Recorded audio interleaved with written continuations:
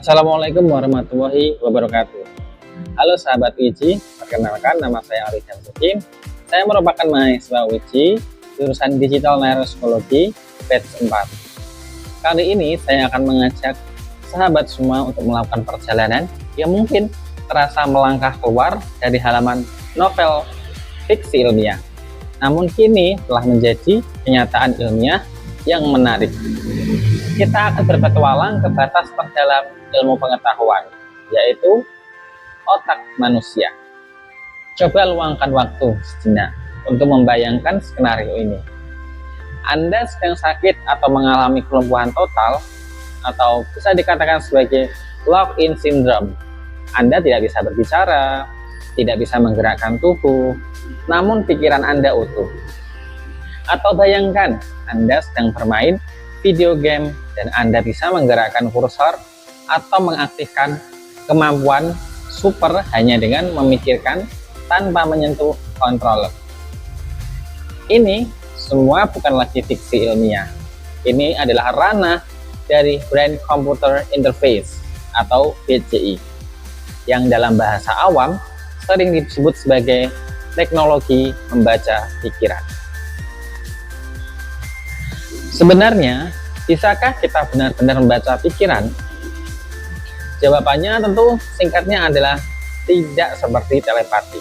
Tetapi kita bisa membaca niat dan keadaan kognitif seseorang. Selama 15 menit ke depan, kita akan membaca tesis ilmu saraf di balik teknologi revolusioner ini. Bagaimana BCI bekerja, apa saja alat utama yang digunakan, dan yang paling penting adalah tantangan etika fundamental apa yang menanti kita dalam era baru ini. Mari kita mulai dengan memahami pabrik listrik di kepala kita. Kunci utama untuk memahami BCI adalah memahami sifat dasar otak. Otak kita bukanlah sebuah chip silikon, melainkan pabrik listrik dan kimia yang super canggih.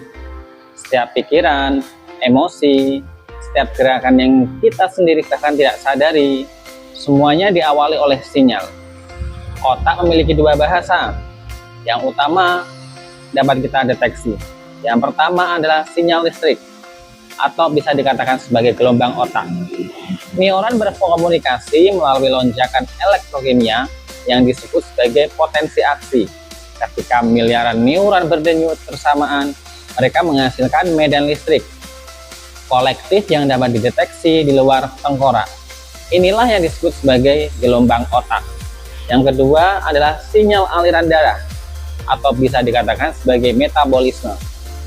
Ketika suatu area otak bekerja keras, area tersebut membutuhkan lebih banyak oksigen dan nutrisi yang dibawa oleh darah.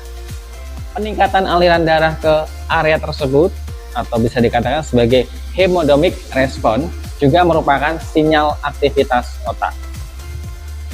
Untuk ditekankan, BCI tidak membaca pikiran secara harfiah, seperti saya berpikir tentang makan malam. Sebaliknya, ia membaca niat dan perintah. Hal ini melibatkan area spesifik yang memiliki fungsi sangat terorganisir.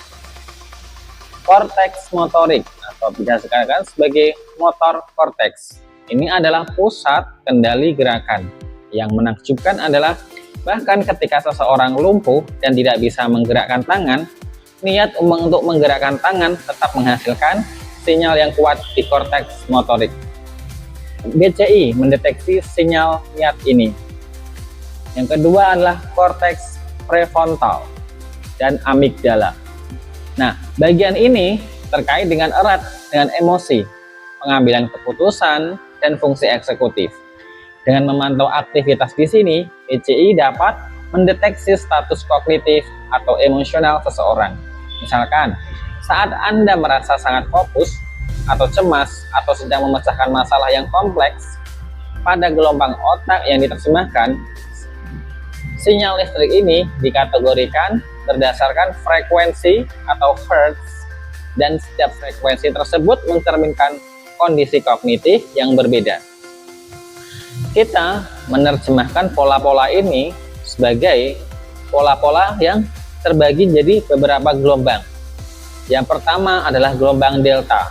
Gelombang ini terkait dengan tidur nyenyak atau deep sleep. Yang kedua, gelombang theta. Gelombang ini sering muncul saat bermimpi atau dalam kondisi meditasi yang dalam. Yang ketiga, gelombang alpha. Kondisi ini dalam kondisi tenang, santai, namun sadar, sering digunakan sebagai phase sleep. Gelombang selanjutnya adalah gelombang beta. Pada gelombang ini, kondisi aktif berpikir, waspada, dan fokus saat Anda mengerjakan tugas ini. Selanjutnya gelombang gamma, terkait dengan pemrosesan informasi tingkat tinggi dan korelasi antara berbagai area otak. BCI pada dasarnya adalah sistem yang dilatih untuk membedakan perubahan halus antara, katakanlah, gelombang alfa saat Anda santai, dan lonjakan gelombang beta yang menandakan Anda niat untuk menggerakkan mouse ke kanan. 3 langkah esensial proses BCA. Lalu bagaimana sinyal-sinyal neuron yang berdenyut itu diubah menjadi perintah digital yang bisa dipahami oleh komputer. Proses BCA melibatkan 3 langkah dalam esensial, seperti pipa penyaringan dan penerjemah. Yang pertama terkait dengan akuisisi. Akuisisi ini adalah tahap pengumpulan data. Menggunakan sensor, kita merekam sinyal listrik, kimia, atau metabolik dari otak. Ini adalah tahap sensitif karena sinyal otak sangat lemah. Yang kedua adalah pemrosesan. Sinyal yang terekam penuh dengan noise atau gangguan, gerakan mata, sedipan, ketegangan otot, sinyal listrik dari berbagai perangkat, bahkan gerakan kepala.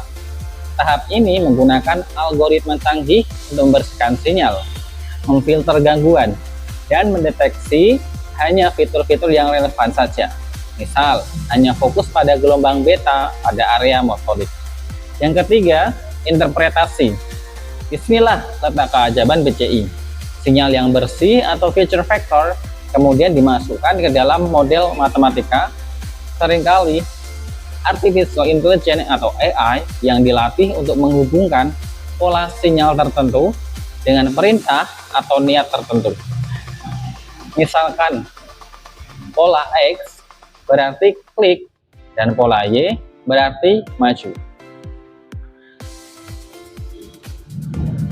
Terdapat 3 kategori utama dalam teknologi komputer atau BCI yang diklasifikasikan berdasarkan metode akuisisi sinyalnya. Yang pertama ada non-invasif, yang kedua invasif, dan pencitraan fungsional. Kategori invasif. Kategori ini menggunakan alat utama seperti EEG atau electroencephalography. Selebihnya utamanya adalah murah, portable, memungkinkan di rumah dengan handset sederhana, dan pemasangannya pun mudah. Namun kekurangannya meliputi akurasi yang lebih rendah, sinyal mudah terganggu, dan hanya mampu mendeteksi aktivitas listrik di permukaan korteks otak.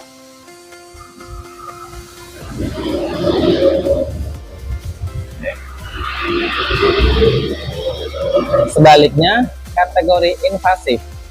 Kategori ini menggunakan alat seperti e-chops atau elektrokortigrafi atau implants mikro, yang contohnya seperti ultra array yang ditanamkan langsung ke dalam otak. Kelebihannya adalah sangat akurat, memiliki bandwidth sinyal yang tinggi, dan dapat merekam sinyal langsung dari neuron tunggal. Namun, kategori ini memiliki kekurangan yang signifikan karena membutuhkan operasi bedah otak, membawa resiko infeksi, sangat mahal, dan tidak praktis untuk penggunaannya sehari-hari. Terakhir, kategori pencitraan fungsional menggunakan alat seperti fMRI atau Functional MRI. Kelebihan fMRI adalah memberikan gambaran yang sangat detail, mampu melihat aktivitas di bagian otak yang lebih dalam, dan dapat mengukur aliran darah seperti indikator aktivitas saraf. Sedangkan kekurangan utamanya adalah tidak portable atau membutuhkan mesin besar, mahal, dan memiliki resolusi yang temporal yang cenderung lambat, sehingga tidak bisa menangkap perubahan aktivitas otak yang sangat cepat. Peran sentral Artificial Intelligence atau AI. Kita tidak boleh melupakan peran sentral dari AI itu sendiri. Otak manusia itu unik. Pola sinyal otak saya tidak identik dengan pola sinyal otak Anda. AI bertindak sebagai juru bahasa personal. Dengan demikian, fungsi AI sangat urgent dalam perkembangan otak manusia. Aplikasi nyata yang mengubah hidup. Dampak BCI sudah sangat nyata dan mengubah kualitas hidup bagi banyak orang. Potensi medisnya sangat luar biasa. Yang pertama terkait dengan pemulihan motorik. Orang dengan kelumpuhan atau amputasi kini dapat mengontrol lengan robot atau prostetik tingkat tinggi, bahkan menggerakkan kursi roda pada dengan pikiran. Yang kedua terkait komunikasi. Pasien yang tidak bisa berbicara atau mengetik dalam menggunakan BCI untuk memilih huruf pada layar mengetik hingga 10-20 kata per menit. Ketiga, kesehatan mental. BCI non-inovatif dapat digunakan untuk neurofeedback, melatih pasien mengontrol aktivitas gelombang otak mereka. Selain itu, implan BCI atau Deep Brain Stimulation digunakan untuk mengatasi tremor Parkinson atau depresi berat. Tantangan besar dan keterbatasan. Namun, jalan menuju BCI yang mainstream masih panjang dan penuh tantangan. Ada beberapa tantangannya terkait dengan BCI itu sendiri. Yang pertama adalah variasi dan adaptasi otak. Seperti yang kita bahas, setiap otak itu berbeda. BCI memerlukan kalibrasi yang lama dan bahkan dapat berubah pola sinyalnya dari hari ke hari atau saat individu merasa lelah. Atau mungkin dibutuhkan adaptasi yang real time. Yang kedua terkait dengan akurasi dan kecepatan. Meskipun implan invasif memberikan akurasi tinggi, BCI non-invasif masih berjuang mencapai akurasi 90% ke atas secara konsisten dalam lingkungan sehari-hari. Yang ketiga, invasif dan resiko. Dalam konteks ini, implan invasif menawarkan kinerja yang terbaik, tetapi selalu membawa resiko bedah, infeksi, dan degradasi sinyal seiringnya berjalannya waktu. Isu etika krusial neurorights. Nah, dan inilah tantangan terbesar ketika etika. Jika BCI menjadi lebih canggih, ia memunculkan pertanyaan inkonsistensial tentang kemanusiaan. Isu-isu ini disebut neuroham atau neuro. Kemudian adanya privasi mental.